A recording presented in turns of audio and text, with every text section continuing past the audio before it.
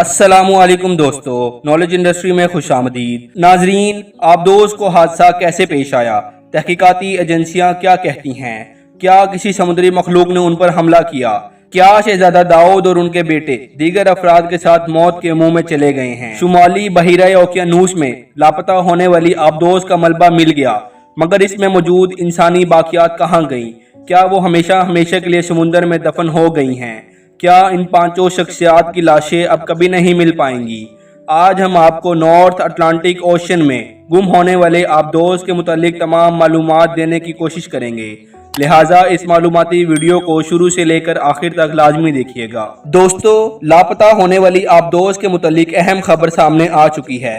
समुंदर के अंदर मिलने वाले शवाहिद ने सबको हैरान कर दिया है।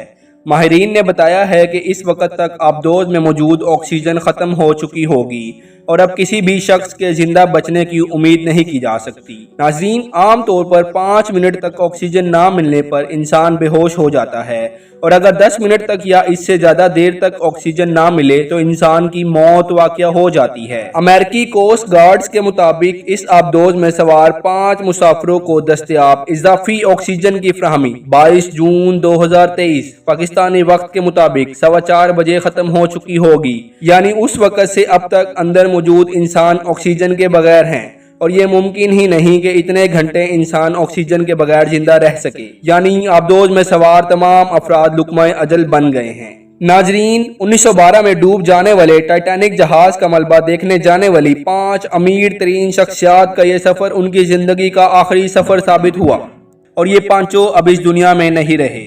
दोस्तों, टाइटैनिक जहाज का मलबा देखने गहरे समुंदर में जाने वाली आबदोज जोरदार धमाके से फट गई और बताया जा रहा है कि शायद हलाक होने वाले अफराद की लाशों को ढूंढना मुमकिन ही ना हो सके, क्योंकि इस मकाम पर समुद्री माहौल इंतहाई खतरनाक होता है और इसे मिडनाइट जोन कहा जाता है। टाइटैनिक का मलबा कनाडा से तकरीबन 400 मील दूर जेरे समुंदर मौजूद है, जबकि टाइटन नामी आबदोज का मलबा टाइटैनिक जहाज से 1600 फुट दूर मिला है। आबदोज का दरियाफ्त होने वाला हिस्सा इस आबदोज का पिछला हिस्सा है, जबकि वो हिस्सा जिसमें लोग मौजूद थे वो अभी तक नहीं मिल सका।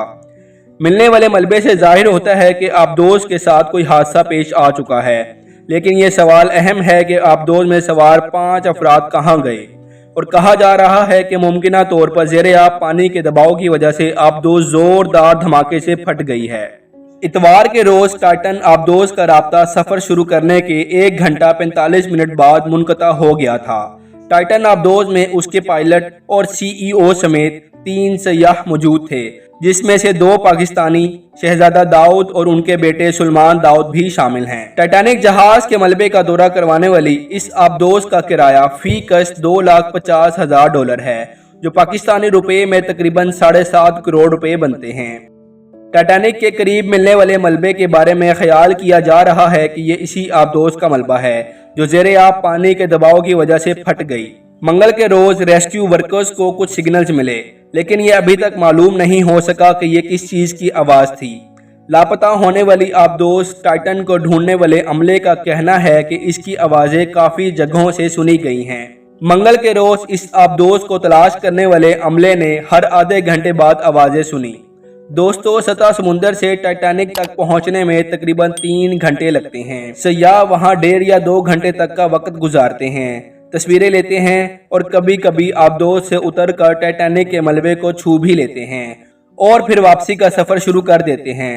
टाइटन अपनी नौयत की वाहिद आबदोज है। ये इतवार 18 जून को 5 विजिटर्स को लेकर अपने सफर पर रवाना हुई और फिर वापस ना आ सकी।